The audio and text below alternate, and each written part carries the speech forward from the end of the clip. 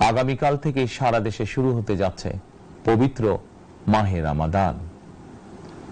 আমি দেশবাসীকে পবিত্র মাহে রমাদানের শুভেচ্ছা জানাই। রমাদান আত্মশুদ্ধির মাস। আমরা যদি আত্মশুদ্ধি শব্দটির মর্মার্থ উপলব্ধি করি, তাহলে এই মাসে মানুষের ভোগান্তি বাড়ার কথা নয়। যদিও আমাদের অনেকের মধ্যেই এই মাসটিকে ঘিরে ব্যবসায় অধিক মুনাফা লাভের প্রবণতা লক্ষণীয়। আপনাদের প্রতি আমার বিনীত আহ্বান, রমাদানের পবিত্রতা রক্ষার্থে এই মাসটিকে আপনারা ব্যবসা মুনাফা লাভের মাস হিসাবে পরিগণিত করবেন না।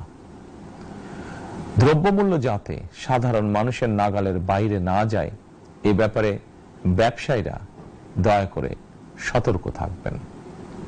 হাজারো প্রাণের বিনিময় একটি মাফিয়া সিন্ডিকেটের পতন ঘটিয়ে রাষ্ট্র এবং সরকারের জনগণের অধিকার প্রতিষ্ঠার অঙ্গীকার নিয়েই আমরা রাষ্ট্র পরিচালনার দায়িত্ব গ্রহণ করেছি।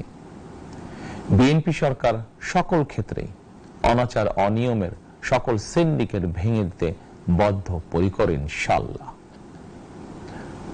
ক্ষুদ্র মাঝারি কিংবা ছোট বড় সকল ব্যবসায়ীদের প্রতি বর্তমান সরকারের দৃষ্টিভঙ্গি সহজ এবং স্পষ্ট। বর্তমান সরকার ব্যবসায়ী এবং ক্রেতা সাধারণ উভয় স্বার্থ রক্ষা করে প্রয়োজনীয় পদক্ষেপ গ্রহণ করতে চায়।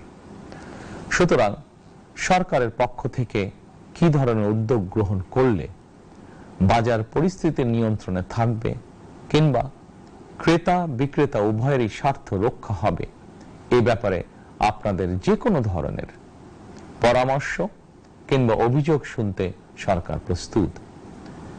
ক্রেতা বিক্রেতা গ্রহীতা এই সরকার সকলেরই সরকার। এই সরকার আপনাদেরই সরকার। আপনারাই ভোটের মাধ্যমে এই সরকারকে রাষ্ট্র পরিচালনার দায়িত্ব দিয়েছেন। আপনারাই এই সরকারের শক্তি।